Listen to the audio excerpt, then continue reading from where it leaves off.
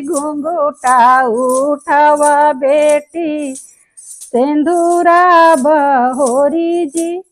हाथवा में सिंदूर लिहले बुआ बाटी ठाड़ जी। घुंघटा उठावा बेटी सिंदूरा बहोरी जी। घुंघटा उठावा बेटी सिंदूरा बहोरी जी।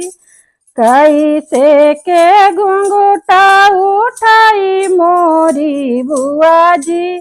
बगले में बैठल बाटे ससुर का बेटा जी। बगले में बैठल बाटे ससुर का बेटा जी।